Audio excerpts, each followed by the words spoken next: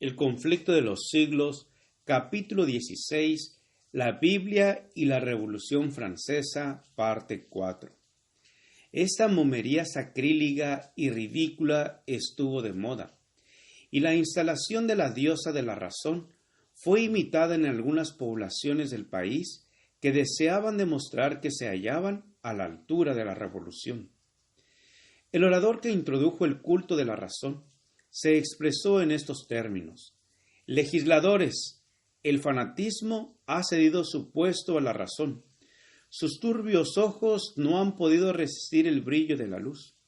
Un pueblo inmenso se ha trasladado hoy a esas bóvedas góticas, en las que por primera vez han repercutido los ecos de la verdad. Allí han celebrado los franceses el único culto verdadero, el de la libertad, el de la razón. Allí hemos hecho votos por la prosperidad de las armas de la República. Allí hemos abandonado inanimados ídolos para seguir a la razón, a esta imagen animada, la obra más sublime de la naturaleza. Al ser presentada la diosa ante la convención, la tomó el orador de la mano y, dirigiéndose a toda la asamblea, dijo: «Mortales, cesad de temblar ante los truenos impotentes de un Dios que vuestros temores crearon. No reconozcáis de hoy en adelante otra divinidad que la razón. Yo os presento su imagen más noble y pura, y si habéis de tener ídolos, ofreced sacrificios solamente a los que sean como éste. Caiga ante el augusto senado de la libertad el velo de la razón». La diosa, después de haber sido abrazada por el presidente, tomó asiento en una magnífica carroza que condujeron por entre el inmenso gentío hasta la catedral de Notre Dame, para reemplazar a la deidad. La elevaron sobre el altar mayor y recibió la adoración de todos los que estaban presentes. Poco después de esto, procedieron a quemar públicamente la Biblia. En cierta ocasión, la Sociedad Popular del Museo entró en el salón municipal gritando: «¡Vive la Raison!», y llevando en la punta de un palo los fragmentos de varios libros que habían sacado de las llamas, quemados en parte, entre otros breviarios, misales y el Antiguo y Nuevo Testamento, que expiaron en un gran fuego, dijo el presidente, todas las locuras en que por causa de ellos había incurrido la raza humana. El romanismo había principiado la obra que el ateísmo se encargaba de concluir. A la política de Roma se debía la condición social, política y religiosa que empujaba a Francia hacia la ruina.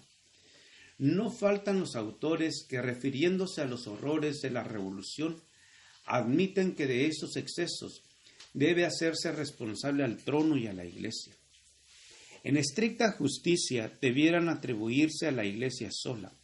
El romanismo había enconado el ánimo de los monarcas contra la reforma, haciéndola aparecer como enemiga de la corona, como elemento de discordia que podía ser fatal a la paz y a la buena marcha de la nación.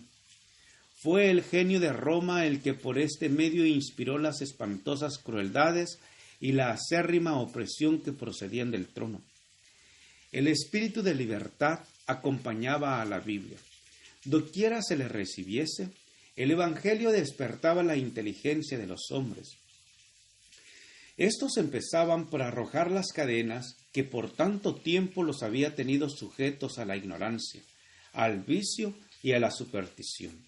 Empezaban a pensar y a obrar como hombres. Al ver esto, los monarcas temieron por la suerte de su despotismo. Roma no fue tardía para inflamar los temores y los celos de los reyes.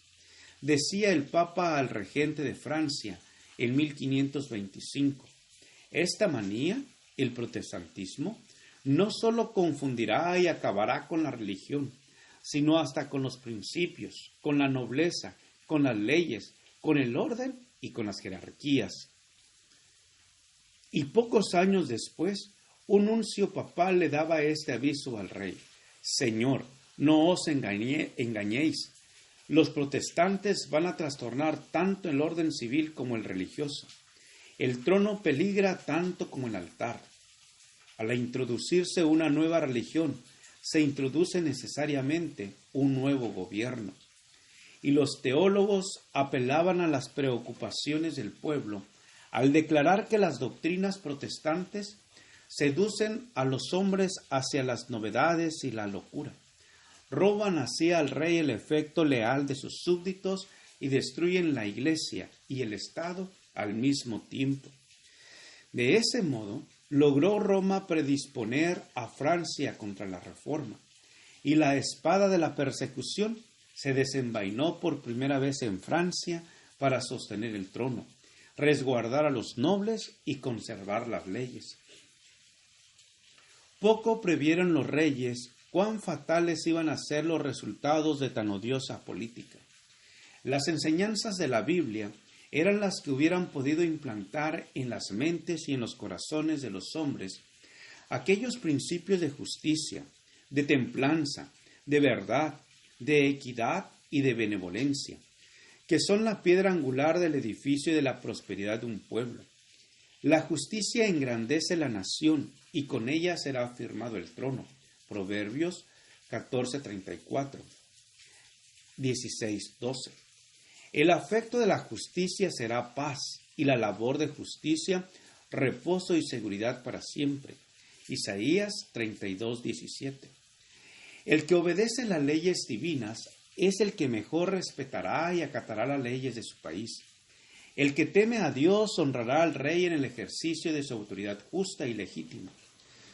Pero por desgracia, Francia prohibió la Biblia y desterró a sus discípulos. Siglo tras siglo hubo hombres de principios e integridad, de gran inteligencia y de fuerza moral, que tuvieron valor para confesar sus convicciones y fe suficiente para sufrir por la verdad. Siglo tras siglo, estos hombres penaron como esclavos en las galeras y perecieron en la hoguera, o los dejaron que se pudrieran en tenebrosas e inmundas mazmorras.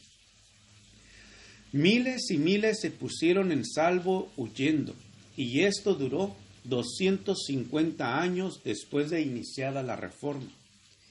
Casi no hubo generación de franceses durante ese largo periodo de tiempo que no fuera testigo de la fuga de los discípulos del Evangelio, que huían para escapar de la furia insensata de sus perseguidores, llevándose consigo la inteligencia, las artes, la industria y el carácter ordenado que por lo general los distinguía y contribuían luego a enriquecer a los países donde encontraban refugio.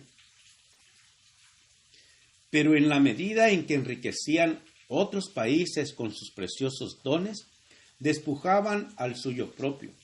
Si hubieran permanecido en Francia todos los que la abandonaron, si por espacio de 300 años la pericia industrial de aquellos hubiera sido empleada en cultivar el suelo de su país, en hacer progresar las manufacturas, si durante estos 300 años el genio creador de los mismos, junto con su poder analítico, hubiera seguido enriqueciendo la literatura y cultivando las ciencias de Francia, si hubiera sido dedicada la sabiduría de tan nobles hijos a dirigir sus asambleas, su valor a pelear sus batallas y su equidad a formular las leyes y la religión de la Biblia, a robustecer la inteligencia y dirigir las conciencias del pueblo, qué inmensa gloria no tendría Francia hoy, qué grande, qué próspero y qué dichoso país no sería, toda una nación modelo.